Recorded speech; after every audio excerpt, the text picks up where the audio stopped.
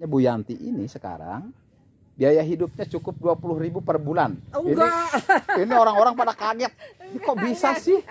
Ini boleh klarifikasi Bu? 160, jadi 60.000. 160 apa? Ribu per minggu. Per minggu 160.000. Dulu pertama datang. Sekarang sudah bisa jadi 60.000. Kenapa itu? Jadi kalau melihat dosa kita, kata Pak Iskandar, lihat aja tempat sampah kita. Aduh, kemana?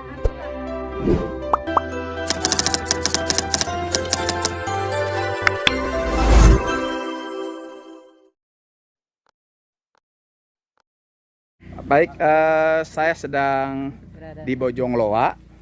Saya bertemu dengan Ibu Yanti, salah seorang pendiri Bumi Langit di Jogja, yang saya sudah 2 kali ke sana.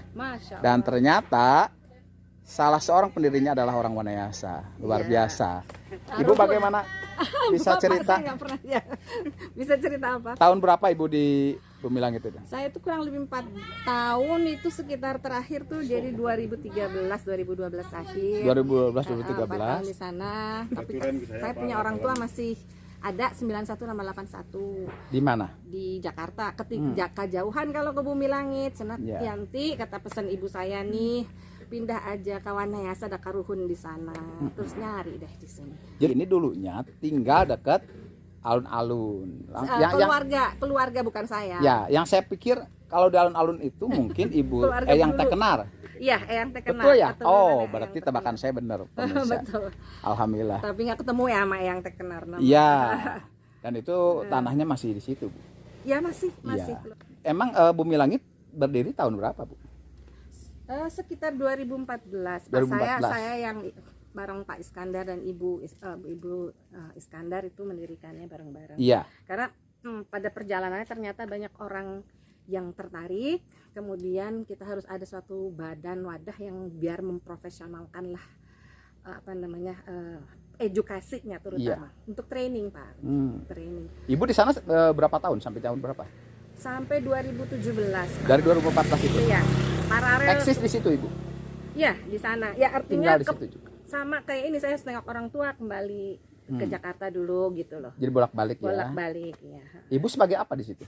Saya pendiri sama kemarin itu sekretaris yayasan. Sekretaris yayasan. Jadi pendiri, di aktenya pendiri. Pak Iskandar sendiri ketuanya? Ketua. Oh, alhamdulillah. Jadi luar biasa, dan Ibu ini tetap istiqomah, konsisten memegang prinsip permakultur. Insya Allah. Kenapa Ibu sampai harus tetap bertahan di permakultur, Bu? Kenapa ya? Aduh, panjang pasnya sejarahnya. Sedikit pengen makan halal toyib. Oh iya. Toyibnya no hese, Pak. Jadi seperti yang sering kita dengar dari berbagai literasi juga pemateri, bahwa permakultur itu bukan hanya halalan tapi juga toyiban. Betul ya, Bu ya? Luar biasa. Luar biasa. Insya Allah inginnya, Pak, niat. Udah sampai sini mah niatnya insya Allah. Iya. Saya dengar dari Pak Iskandar itu waktu saya datang ke sana, kami itu mendapat sebuah pernyataan yang luar biasa. Beliau mengatakan, jangan-jangan katanya nanti kita tidak masuk surga itu bukan karena tidak sholat, bukan karena tidak ibadah, tapi karena kita jolim terhadap alam. Itu salah satu pernyataan dari Pak Iskandar yang saya dapat. Iya, tadi saya bilang kalau kita udah sholat khusyuk banget kayak bakal diterima gitu ya. Tapi kalau nggak wudhu, sholatnya batal ya. Nah, wudhu sekarang kalau kita Rasulullah SAW sebajak apa kita harus pakai air. Ternyata cuma 1 kopiah, Pak, 1 sa. Iya. Sekarang kita gitu. Banyak air. Detil loh, Rasulullah SAW tuh detil ngasih petunjuk itu. Cuman kita harus gali aja. Iya. Nah ya kalau ditelusuri lebih jauh alam ya, dari mana juga pakaian kita dan sebagainya. Cuman yang takutnya adalah kalau menyambung dari Pak Iskandar ya begitu kita dikubur kita tersentak bahwa geningan jika fata morgananya sukan kita teh bagus, tahu-taunya dideketin nggak ada apa-apa gitu. Satu lagi Bu yang bikin saya penasaran. Biaya hidupnya cukup 20.000 per bulan. Oh, enggak. Ini orang-orang pada kaget. Ini kok bisa sih? Ini boleh klarifikasi, Bu? Klarifikasi. Jadi tadi saya sharing belanja makanannya, Pak. Ya. Kalau belanja makanan yang kita makan dari 160 jadi 60.000. 160 apa? Ribu per minggu. Per minggu 160.000. Dulu pertama datang. Sekarang sudah bisa jadi 60.000. Kenapa itu? Karena kan segala yang makan apa yang kita tanam. Iya. Cuman ya jadi nggak ada namanya makanannya Pak, aneh. Kenapa itu? Karena kita kalau nggak ada alternatif bawang merah, kita harus pakai bawang yang lain. Dan kita kan jadi nggak bisa dinamain, nggak bisa kita bilang spaghetti atau tumis itu udah nggak semuanya. Karena bumbunya keluar dari kebiasaan orang. Bari jeng pensiunan teu boga duit. Luar biasa pemirsa. Udah dari anak-anak. Ya. Jadi dari prinsip tapi itu kalau saya udah lama ninggalin ya agak ada ini dulu ya pergantian, kan suka nengok ibu bapak ke sini ya, itu nggak gejelek deh naik dulu terus baru pelan-pelan turun. Nah itu sebetulnya yang dari 160 jadi 60.000 itu per minggu ya, yang ibu beli itu apa sih yang tidak bisa ditanam? Ya enggak, tadinya kan saya belanja aja kayak biasa, bawang merah, bawang putih segala macam kan, terus kunyit segala macam ya. Tapi sekarang udah mulai saya udah bumbu dapur nggak usah. Cuma lagi ngakalin bagaimana bawang Pak, bawang. Kalau gula? Gula masih beli. Cuma kita menghindari gula. Bisa dengan yang lain. Dan ya. Tapi kalau garam nggak bisa ya Bu ya? Garam nggak bisa Pak. Tapi tetap dikurangi. Tetap ya, pokoknya saya jatahnya karena pensiunan Pak. Jadi yang ibu beli itu mungkin minyak. Kadang-kadang kalau lagi banyak saya buat sendiri Pak. Kelapa. Wis luar biasa. Cuman motong kulitnya belum pinter Bu. Pak. Jadi ya luar biasa. Orang itu pohon kelapanya baru numbuh lagi di atas. Cuman baru. Oh ini punya Bu Yanti tuh ini. Iya, mangga ke dalam ya. Iya, alhamdulillah pemirsa. Sekarang kita akan mencoba melihat. Saya pikir yang di sana karena tadi Bu Yantinya di sana.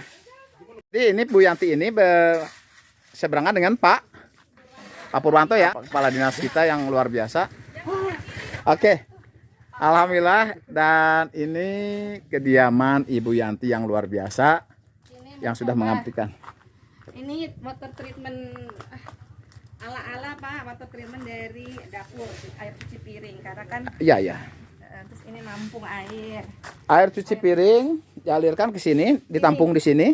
Terus dikasih treatment sedikit. Saya pakai pupuk kandang.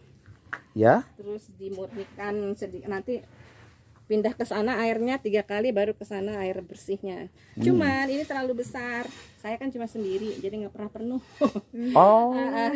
Iya, baknya terlalu besar ya Bu ya? Iya, karena nah ini maksudnya ini apa Bu? Ini tadinya mau penyaringan Pak. Terus saya juga di sini harusnya batu apung mahal Pak, jadi belum kebeli-beli. Jadi pemanfaatan air limbah. Air sedapat mungkin nggak boleh keluar apalagi kotor. Jadi harus. Dia tetap ditampung di sini. Nanti ini buat apa air yang bersihnya? Bisa kalau musim itu kan bisa buat apa? Siram sama kalau penuh ikan. Hanya ini kita nyari bocor Pak. Jadi dia nggak bisa lebih tinggi dari itu. Kita lagi nyari. Saya punya trik untuk mencari bocor dengan mudah. Oh, gimana Pak? Masukkan ijuk. Ya, nanti dia akan mencari celah yang bocor itu. Nah, ijuk yang nyelip-nyelip itu, nah disitulah tandanya bocor. Oh, siap. Terima kasih Bapak. Saya ahli kolam koi Bu. Salah satunya triknya itu. Kalau saya karena hidup sendiri, jadi ini konsepnya lebih kepada food forest Pak. Jadi apa namanya? Hutan pangan lah. Ya. Nah, tadi udah cerita sedikit. Ini rumahnya sedapat mungkin. Hutan pangan bukan terjadi longsor luar biasa itu karena mengubah hutan jadi lahan sayuran, bukan itu ya Bu ya, yang dimaksud bukan. Hutan pangan ya hutan kayak ya, gini. Hutan, tapi tetap ada yang bisa dikonsumsi gitu ya Bu ya. Harus ada yang dikonsumsi Pak. Ya. Harus ada. Jadi ini ada labu, ada manggis, ada tanaman obat juga ya itu. Sirih. Yang sirih naik ke pepaya. Cengkeh. Iya, cengkeh. Jadi dibuat menjadi hutan. Ya, artinya memanfaatkan yang sudah ada pohon yang waktu saya beli. Iya. Ya, dipilih-pilih aja. Saya nggak terlalu mengarah produktivitas karena saya cuma sendiri. Betul. Nanti kalau lebih ke ini rumahnya dulu Pak, mau dikasih lihat. Siap. Ini kalau prinsip permakultur energinya mesti pakai matahari, jadi saya insya Allah sampai ini wajib ya?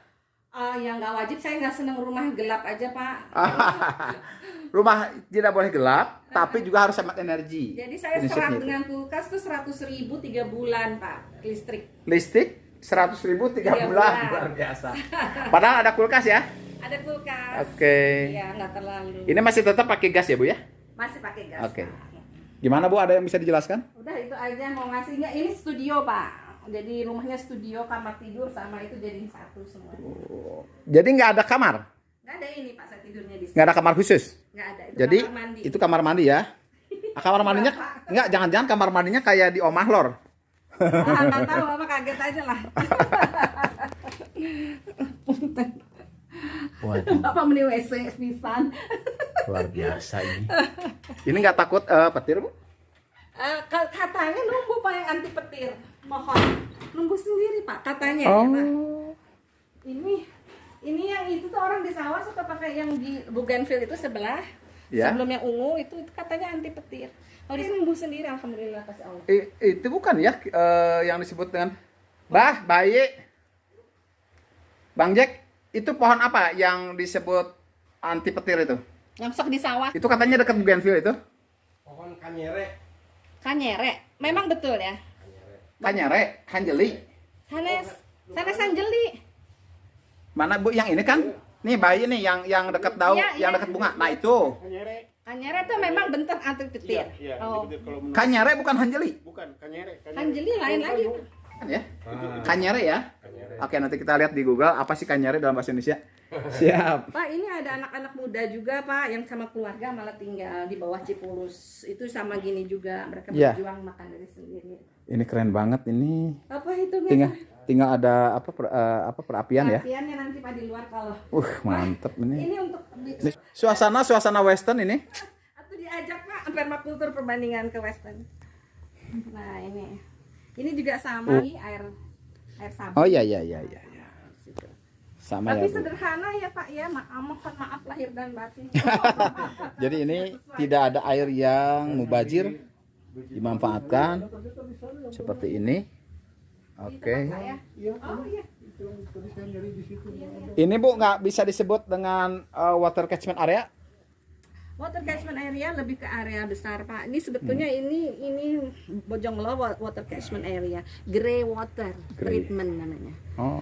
Grey water treatment skala rumahan. Grey. Rasanya begitu ya, saya bukan Grey ahlinya Pak. Luar biasa. Ini berapa luas Ibu? 3.200-an Pak. 3.200. Iya. Dikelola sendiri atau ada yang?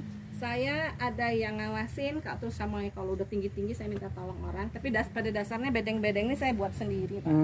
Nah ini bedengan. Jadi dalam permakultur itu salah satu cirinya adalah bedengan. Nah, Nggak jelas. boleh nggak Ibu jelasin ini kan masalah itu apa sih Bu? Untuk apa sih fungsinya? Kita tuh kan pakai pola alam Pak. Ini jadi malu saya kalau dilihat Pak Iskandar. Ya. Istilahnya permakultur itu membangun ekosistem, tadi udah dijelasin juga. Nah, di ekosistem kita kan nggak ada yang kotak-kotak Pak ya. Jadi semua yang kita buat terus satu itu, jadi desainnya ngikutin alam, jalan arah segala kontur. Nah tapi untuk bedeng karena ada namanya efek tepian Pak, efek tepian marginal itu. Jadi kita nggak bikin kotak, kalau kotak kan cuma 4 segi 4 ya. Kalau muter-muter gini kan banyak jadinya panjang. Meter persegi, bukan meter tepiannya. Meter tepian. Nah, katanya konon kabarnya lebih akan produktif. Hanya kalau saya kan memang bener terserah aja deh. Diusahakan jangan kotak ya Bu ya? Diusahakan jangan kotak. Ada pengaruh? Pengaruh Pak. Pengaruhnya? Kepada bakteri yang hidup di situ nanti ada yang bisa ngejelasin Krisna atau Pak Iskandar. Iya, efek tepian tuh kayak sungai sama daratan pasti yang ininya di sini kan, yang suburnya di situ. Jadi cekungan gitu ya Bu ya? Sehingga bedeng tidak boleh terlalu lebar, tergantung ukuran yang saya tangan saya. Jadi kalau di Purwakarta standarnya 60. bukan standar Pak. Ini anak. Ukuran anak betul. Ukuran yang jangkauan. kerjain. Betul. Ya maksudnya yang program di sekolah. Itu ukurannya 60 cm jangkauan anak Bu. Tapi bisa dari sana dan sini, jadi bisa lebar sih. Betul. Kecuali kalau dindingnya satunya tembok ya Bu ya. Harus 60 itu. Ya 60. Prinsipnya jangan diinjak. Jangan diinjak. Jadi harus terjangkau. Jadi kalau misalnya lebar, kita terjangkau, yang bahaya nanti di ini ya. Itu yang nggak boleh. Doraka pisan. Haram hukumnya Pak. Haram, etam. Ya itu ada kolam, Bu. Kolam di bawah Pak, yang tampungan air. Gak apa-apa ya Bu ya, saya lihat ya. Enggak apa-apa, ada asal sama bumi langit mah jangan dibanding-bandingin. Oh, jangan dong. Jangan dong, di sana mah bahasa Jawa, Bu. Waduh, Bu, kita bikinnya kayak gini, Bu. Ini teh kandang ayam, tapi karena saya sering bolak-balik, kalau orang tua sakit atau apa harus ngurus, jadi nggak berani narok binatangnya di sini kecuali lele. Ini jadi pakai mainan anak-anak aja tuh. Oh, lele di mana, Bu? Lele di bawah. Oh, ada ya. Jadi sisi keamanan Ibu ya? Apanya? Sisi keamanan atau gimana? Enggak, ini bukan keamanan ya, nggak ada ngurus aja kan. Kalau ada binatang kan zolim kalau nggak diurus. Oh iya, makanan ya. Makanya pasti harus dipagerin, harus diawasin. Makanannya terutama ya Bu ya. Makan orang. Jadi bedengan itu bagaimanapun wajib. Salah satunya kalau saya menganggap bedengan wajib itu lebih ke konsentrasi pupuk, konsentrasi. Terus kemudian juga menghindari mulsa plastik. Iya, bisa dengan juga. bedengan itu ya Bu ya. Terus nggak keinjak ya. Nggak keinjek. Jadi konsentrasi pupuk itu kan Bu kalau misalnya tanpa bedengan bisa kemana-mana itu. Ini namanya Kalau keyhole Pak, kalau bahasa apa? Keyhole kayak kunci, Was, Bu. lubang kunci. Cuman saya tuh baru seminggu lagi di sini kan Pak. Jadi saya we Pak. Oh ini keyhole ini namanya. Keyhole. Kalau yang paling itu kan yang paling mewah itu bedengan itu yang apa mandala ya Bu ya? Tergantung mewah atau enggak sih. Enggak kalau misalnya dari sisi artistik gitu. Walaupun ya tidak harus juga ya Bu ya. Enggak harus juga sih. Kalau Gimana? ikutin aja sih. Nggak gini saya Pak, kalau untuk memproduktivitaskan itu saya bukan orang yang tepat untuk diwawancara. Enggak apa-apa Bu, ini kita sharing aja karena bagaimanapun Ibu itu pendiri loh. Gimana Bu? Lelenya bukan punya saya. Saya Oh. suka dikasih. Karena saya kalau nggak ada semua boleh memanfaatkan di sini kan. Iya. Nah Bu, pertanyaan nih. Ya. Sudahkah ini terimbas ke masyarakat sekitar? Nah, baru yang jaga aja ngerti Bapak Pak Awis, saya dibantuin Pak Awis dan keluarga besarnya. Jadi masyarakat di sini Ini belum ya? ceritanya begini, kita pernah 3 minggu seret air cuma ada malam. Padahal kita dari gunung kan air. Kemudian ada yang nenek-nenek yang harus bawa air sendiri turun ke bawah. Nggak tahu kenapa tuh air jadinya kurang. Akhirnya saya bikin sumur. Nanti kalau kering siapa aja boleh insya Allah gitu ngambil air. Kalau Di kering, sini? iya ini udah disalurin ke sana. Oh pakai mesin? Pakai mesin. Kalau ini cadangan. Tapi sehari-harinya enggak.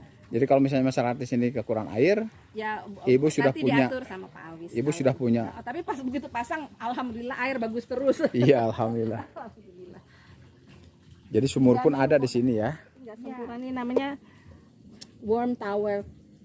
Worm tower itu namanya tower saya, tapi saya miringin isi cacing. Jadi Oh kita iya, buang kompos di sini. Tower cacing. Nah, komposnya di situ, nanti cacingnya datang sendiri. Cenah Pak, cenah. Om Tower.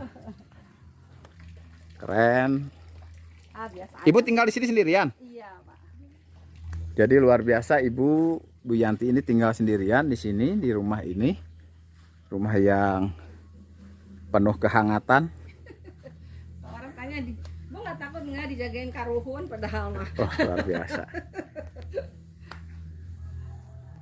Nah, soalnya kan itu memang udah saya beli gitu. Jadi udah Tapi saya beli. kebetulan untuk Ibu Uci juga dia membangunnya. Kalau yang penting adalah jadi orang sini kan ada tanahnya nggak punya loh. Jadi kalau bisa kan toh nggak ditinggalin juga nih si villa nih. Jadi kalau pertama pakai konsepnya misalkan ada pembuangan air kotor, ada air, kemudian jangan dibangun semuanya, disisakan pohon-pohon yang penting. Nah, ada lahan yang penduduk boleh nanam, boleh makan. Kalau di sini kan saya suka ambil aja udah tahu semua. Cuman bala lager Pak, kalau saya nggak kesini teh nggak berani, masya Allah. Luar biasa. Masya Padahal Padahal udah dibolehin. ya. Dan melalui itu juga sebetulnya nanti kita mengedukasi mereka gampang gitu. Insya Allah sih Pak. Tapi ya ada kebutuhan lebih immediate ya Pak ya. Karena untuk makan sehari-hari juga susah. Jadi itu lebih, jadi kita harus mikirnya secara paralel. Saya nggak bisa komit yang mega-mega lagi sekarang. Bolak-balik ke Jakarta, ayah saya 80 sama ibu saya 81, ayah saya 91, saya cuma masih ada saya yang ngurus. Oke Bu, pesan ibu nih untuk Sartonia saya. Pesan ibu selain tadi pertahankan tanah ya, karena ketika itu menjadi milik orang kita akan sulit mengendalikan ya Bu ya. Ya pesan yang lain yang lebih urgen, yang lebih penting tadi sih untuk kalau masyarakat secara tingkat desa udah saya sharing ya Pak, apa itu permakultur, bukan hanya sekedar tanam menanam. Jadi dibikin ada proyek yang harus jangka pendek, jangka menengah, jangka panjang. Jangka pendeknya itu pertama kali adalah harus zero waste Pak, karena problem pembalut wanita aja tuh problem. Itu yang saya sampaikan kemarin Bu, terutama asrama-asrama ya kan. Pesantren. Jadi itu harus ya kalau bisa satu aja kembali pakai anduk ya, astagfirullah. Tapi ini istri saya sudah 5 tahun Bu, tidak pakai pembalut yang pabrikan. Mantap, masya Yang Allah. kedua, anak saya dua-duanya tidak pernah pakai pampers karena dilatih pipi sebelum tidur. Iya. Nah terus itu hebat banget Pak, masya Allah. Itu yang saya amati ya Pak. Tapi kalau di sini saya nggak tahu karena di sini kakaknya cuma sedikit ya Pak. Saya ngebayang aja kalau di bawah. Iya. Saya hanya ya. No. Nah jadi terus kemudian baru nanti tadi sih udah ya cerita ya untuk jadi bahan pertimbangan begitu. Jangka menengahnya kalau skala desa mungkin dibangun ruang publik, pengolahan air kotor bagaimana, segala macam, terutama dari masjid yang wudhu kan bisa di recycle dan sebagainya. Nah, baru kita kebetulan ada yang sekarang kita mau jadikan taman permakultur, di atasnya itu musola kecamatan. Itu yang saya bilang. Terus gini Pak Jid, Ibu Yanti ini nanti kita undang untuk bicara di pengajian-pengajian. Insya Allah. Tapi ya juga Pak Yainya atau Pak Ajengana harus ada. Saya harus bicara juga. Jadi nyambung. Iya. Betul Bu. Karena saya ini siapalah saya kan gitu untuk memobilisasi. Betul. Ya. Alhamdulillah ya Allah. Jadi ya kalau masih ada tenaga, masih sehat segala macam, mudah-mudahan semua sehat dulu ya. Amin. Amin sehat dulu betul. Amin. Terus ya udah gitu Pak, pengelolaan sampah aja dulu Pak. Saya saksararian tinggal di sampah ini. Ya itu dia Bu, yang menjadi problem utama kita Bu. Jadi sekarang saya desa sudah membuat tong komposter portable.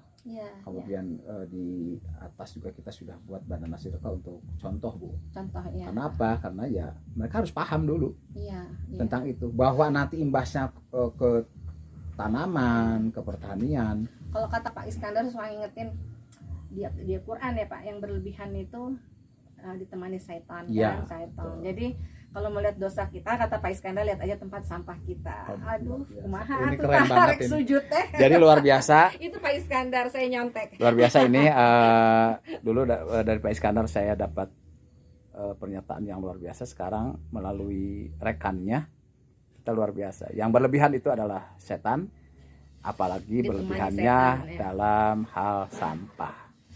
Jadi siapa diri kita, lihat tempat sampah di rumah kita. Kalau sampah banyak pasti kita akan berlebih. Ada pertama paket plastiknya lebih, kedua yang nggak perlu dibeli pasti. Ya betul. Jangan-jangan nanti kita tidak masuk surga karena sampah. Karena sampah yang berlebihan. Kita berdoanya sih masuk semua ya Allah. Amin. Kumpul gini lagi menit di surga. Masya Allah. Jadi alhamdulillah ya Bu ya, kita sudah tidak menyumbang pampers, tidak menyumbang pembalut minimal 5 tahun. Kalau pampers ya. Jadi fenomena sekarang itu Bu, terutama ibu-ibu muda itu. Jadi mereka sudah tidak mau lagi kena najis anaknya, tidak mau repot, sehingga anak-anak yang harusnya pampers itu untuk bepergian, mereka gunakan sehari-hari. Ya. Itu sih bukan fenomena di sini aja Pak, betul. Itu seluruh dunia yang harus diatasi bareng-bareng. Ya. Kedua ya itu mental Pak, mentalnya. Kalau keluarga Pak, mau nggak menunya sekarang dari kebun, jadi tanam apa yang kita makan, makan apa yang kita tanam. Jangan dinamain dulu, nanti kaget. Ya rasanya beda kan. Ya. Jadi itu kerjasama anak dan suami tah kumaha. Terus ibunya harus apa namanya, harus kreatif. Betul. Ya. Tong dikekeak Bapak. Ya, salah satunya nih, kalau kita kebiasaan membuat sayur asem itu harus dari asem. Nah sekarang di beberapa tempat katanya mangga yang berlebihan itu, ya, betul. Itu disimpan, dikeringkan. Untuk apa? Ketika mau bikin sayur asem, mangga kering ini bisa digunakan untuk masakan. Iya, saya nggak kering lagi, saya pokoknya yang berasa asem masuk. Itu luar biasa. Soalnya asem kan dari mana yang coba-cobain asem. Jadi ya makanya jangan dinamain dulu kan. Ya. Kalau datang tamu panik. Karena kalau makanan sendiri oke, datang tamu waduh. Aneh nih. Mati gue. Oke, alhamdulillah hari ini luar biasa. Tanpa rencana yang matang, saya ketemu dengan seorang yang hebat, Masya Allah. Bu Yanti, yang insya Allah niatnya luar biasa, memuliakan bumi, memuliakan tanah, dan pada akhirnya kita berharap kemuliaan yang kita peroleh dari semua itu. Terima kasih Ibu Yanti, luar biasa. Mohon mudah-mudahan Ibu panjang umur. Amin. Dan sebelum Ibu pergi dipanggil Allah, Ibu sudah menyebarkan semangat permakultur ke seluruh masyarakat, khususnya desa Wanayasa dan desa Babakan dan kecamatan Wanayasa. Nanti yang biang permakulturnya yang mengecek ya, Pak Iskandar harus kesini sama Ibu. Sama. Suatu saat mudah-mudahan kita undang. Luar biasa Ibu, terima kasih, sehat terus. Mudah-mudahan. Demikian, terima kasih, mudah-mudahan bermanfaat untuk semuanya. Assalamualaikum.